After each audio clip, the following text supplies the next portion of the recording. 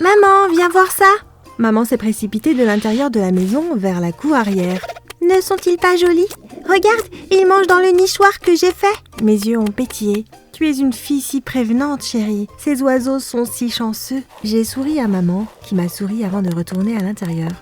Je me suis approchée d'un des oiseaux et je l'ai tenu. Je suis allée dans un des buissons de la cour arrière et j'ai retiré une cage dans laquelle j'ai mis l'oiseau en sécurité. Tu me rapporteras une jolie pièce à l'animalerie. Bonjour, je m'appelle Sophia. Mettez un j'aime sur cette vidéo et appuyez sur la cloche de notification afin de savoir quand d'autres de nos histoires étonnantes seront mises en ligne. J'aime ma mère de tout mon cœur. Elle se vantait toujours auprès des autres parents et des enseignants de ma bonne conduite, de mon obéissance en classe et de mes excellentes notes. Ma sœur a été enfant unique pendant un certain temps et a été adoptée parce que mes parents pensaient qu'ils ne pouvaient pas avoir d'enfants. Quand elle avait environ 6 ans, maman est tombée enceinte et en 9 mois, elle a donné naissance à une magnifique petite fille, moi.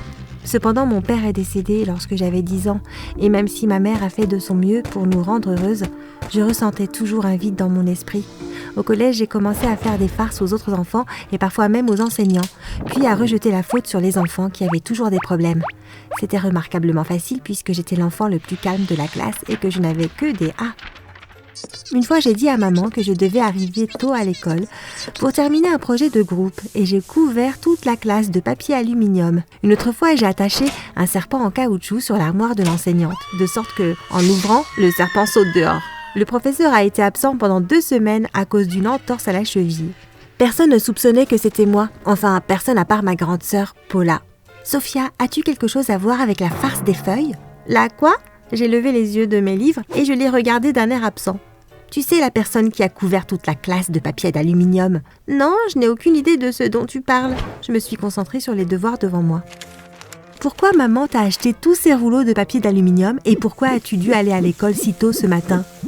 Eh bien, j'ai dû arriver tôt pour un projet de groupe. Nous fabriquons des panneaux solaires en cours de sciences. Tu as peut-être trompé tous les autres, mais je sais que c'était toi. Innocente jusqu'à preuve du contraire. Pour quelqu'un qui veut être avocat, tu devrais le savoir, ai-je dit en souriant. Ma grande sœur a secoué la tête et s'est éloignée. Vous voyez, Paula était au lycée et moi au collège, mais nous étions dans la même enceinte. Les farces sont répandues comme une traînée de poudre, et plus elles se répandaient, plus je faisais de farces. Lorsque ma sœur était au lycée, il y avait une université prestigieuse dans laquelle elle et ses amis voulaient entrer. Le moment venu, elles ont toutes posé leur candidature et ont attendu avec impatience leur lettre d'acceptation. Environ 6 semaines plus tard, les amis de Paula ont commencé à recevoir leurs lettres. Enfin, la sienne est arrivée. Elle était ravie et maman et moi étions fiers. Cependant, sa joie s'est transformée en tristesse quelques semaines plus tard. Elle a encore essayé de dire à maman que j'étais responsable d'une farce qui avait été faite à l'école, mais maman ne l'a pas cru. Furieuse, j'ai décidé de donner une leçon à ma moucharde de sœur. J'ai téléchargé une application de changement de voix sur mon téléphone et lorsque seule ma sœur et moi étions à la maison, j'ai mis mon plan à exécution. J'ai appelé la ligne fixe de la maison et j'ai attendu. « Bonjour, puis-je parler à Paula Archer, s'il vous plaît ?» J'ai dû m'éclaircir la gorge pour m'empêcher de rire. « Bonjour, c'est elle. Puis-je savoir qui est au bout du fil ?» Bonjour Madame Archer, je suis un administrateur de l'université de Yale et nous sommes désolés de vous informer que nous avons fait une erreur sur votre formulaire d'admission. La personne à admettre était Paula Archibald, pas Paula Archer. Nous sommes sincèrement désolés de cette confusion. Nous espérons que vous pourrez toujours entrer dans une bonne université ou que vous pourrez refaire une demande l'année prochaine. Passez un bon après-midi, Madame Archer. Au revoir. J'ai raccroché le téléphone et je suis restée dans ma chambre pendant au moins 1 heure avant de sortir pour retrouver ma sœur qui était recroquevillée en boule sur le canapé à feuilleter les chaînes sans but. « Hé, sœurette, je vais commander une pizza. Que veux-tu sur la tienne ?» Paula n'a pas répondu. Alors je me suis approchée d'elle et je lui ai donné une tape sur la tête en répétant la question. Elle a jeté ma main, s'est mise en position assise et a crié « Je ne veux pas de pizza! Laisse-moi tranquille !» En entendant la porte se déverrouiller, sachant que maman était à la maison, je me suis mise à pleurer. « Je ne t'ai posé qu'une simple question, pas besoin d'être méchante !» Quand maman a ouvert la porte et a vu le visage en colère de Paula et le mien en pleurs, elle a demandé ce qui se passait. Je lui ai dit que j'avais seulement demandé à Paula ce qu'elle voulait sur sa pizza et qu'elle m'a engueulée. Maman a grondé Paula et lui a dit pourquoi elle avait fait ça. « Tu prends toujours le parti de Sophia. J'aimerais que papa soit là. C'est le seul qui me comprenait. » Paula est partie à laisser maman et moi dans le salon. Plus tard ce soir-là, Paula a raconté à maman le coup de téléphone. Et maman a dit à Paula qu'elle avait été acceptée dans d'autres universités et que c'était peut-être la façon dont Dieu lui disait que Yale n'était pas ce qu'il y avait de mieux pour elle. Il a fallu quelques jours à Paula pour parler à ses amis du coup de téléphone, car la date limite pour envoyer son acceptation et payer une partie des frais de scolarité était déjà passée. Maman l'a même autorisée à faire une soirée pyjama, ce que j'ai détesté parce que ses amis étaient si autoritaires. Alors je regardais un film. Paula a exigé que je lui remette la télécommande et que j'aille dans ma chambre, ce à quoi je me suis évidemment opposée. Paula et moi avons commencé à nous battre pour la télécommande et j'ai lâché. C'est pour ça que j'ai fait ce canular téléphonique et tu n'iras pas à Yale. Paula s'est arrêtée et m'a regardée. Qu'est-ce que tu as dit ? Une de ses amies a répondu. Je pense qu'elle vient de dire que l'appel de Yale était une farce. Tu n'as pas fait ça ? Si ! Paula a crié et a essayé de m'attraper, mais je me suis rapidement écartée du chemin. Maman s'est précipitée hors de sa chambre. C'est quoi toute cette agitation ? Sais-tu ce que ta fille a fait ? Maman m'a regardée et Paula a continué. C'est elle qui a appelé en se faisant passer pour quelqu'un de Yale. Elle m'a fait perdre ma place. Paula, tu as 17 ans. Tu aurais pu appeler Yale pour savoir pourquoi. Tu as perdu ta propre place parce que tu n'as pas suivi. Ne blâme pas Sophia. J'ai tiré la langue à Paula quand maman ne regardait pas. Maman, je peux regarder la télé dans ta chambre ? Paula est méchante avec moi. Bien sûr, bébé. J'ai souri et j'ai sauté dans la chambre de maman. J'ai sauté sur son lit et j'ai allumé la télé pendant que maman faisait la morale à Paula. Finalement, Paula est entrée dans un collège communautaire. Je ne pense pas qu'elle me pardonnera un jour. Une fois au lycée, j'ai décidé de monter d'un cran mes farces. Comme au collège, les enseignants n'étaient pas plus malins, mais les élèves n'étaient pas aussi naïfs. À la cafétéria, en passant derrière une des filles nommée Becky, j'ai jeté de la purée sur un autre élève, Ryan. Ryan a pensé que c'était Becky, et même si elle l'a nié, Ryan a versé son jus de fruits sur la tête de Becky, ce qui a déclenché une bataille de nourriture dans la cafétéria. Une des amies de Becky a dit au principal que j'étais la personne qui avait jeté la nourriture sur Ryan. Becky l'a alors dit à ses parents, et ses parents voulaient rencontrer ma mère le lendemain dans le bureau du principal. Une fois assise dans le bureau du principal, j'ai pleuré devant maman et le principal, et je leur ai dit que Becky m'intimidait depuis le début de l'année. Je leur ai dit que Becky m'avait filmée pendant que j'étais sous la douche après la gym et qu'elle avait dit que si je ne faisais pas ce qu'elle me disait, elle mettrait la vidéo en ligne. Ce jour-là, je méritais un Oscar.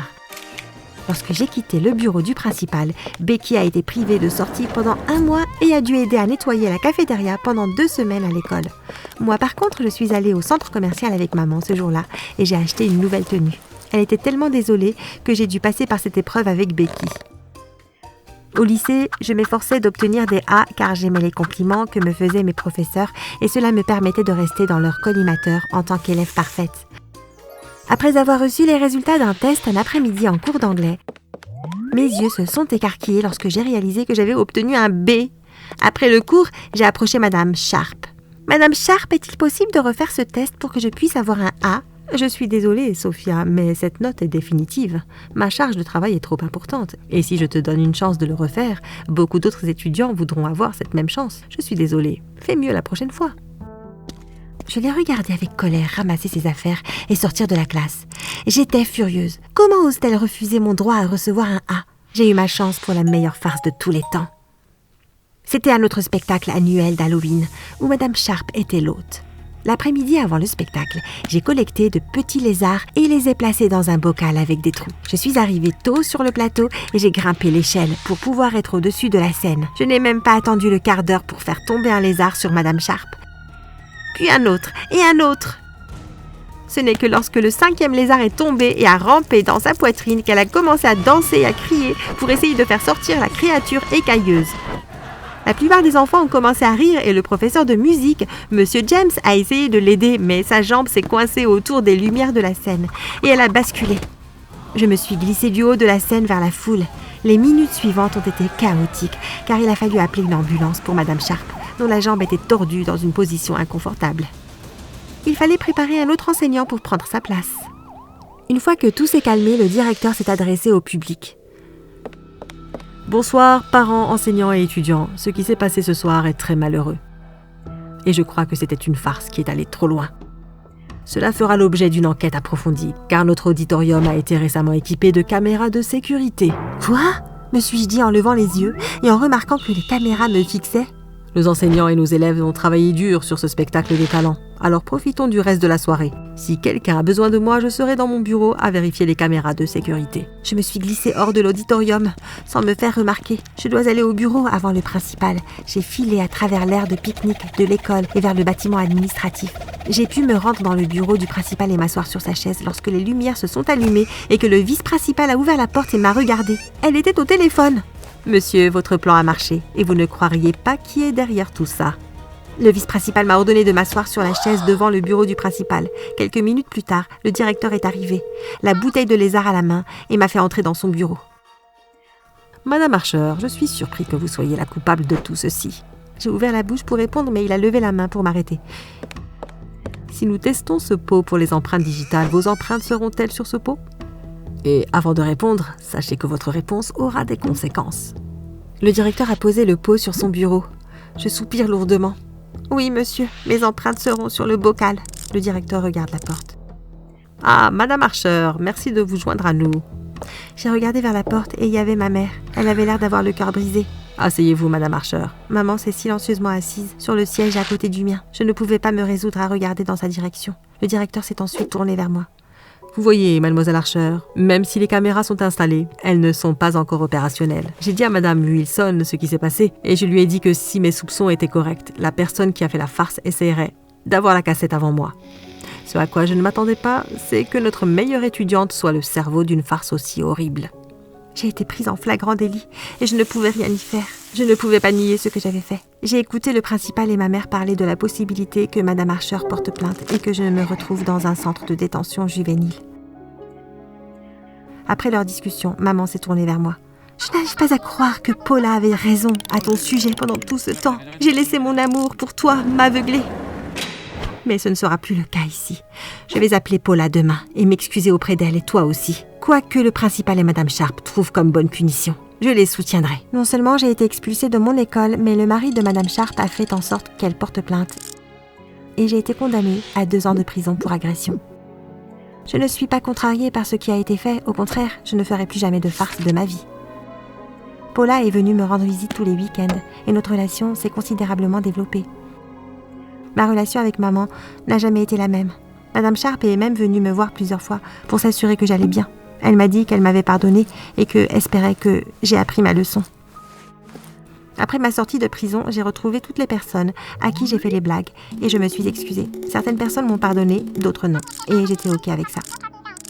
J'ai décidé d'étudier la psychologie parce que je veux apprendre à me connaître. Et je l'espère, aider d'autres garçons et filles qui ont peut-être été un peu perturbés comme moi. Les farces doivent être drôles pour tout le monde. Si vous êtes le seul à rire, vous vous y prenez mal.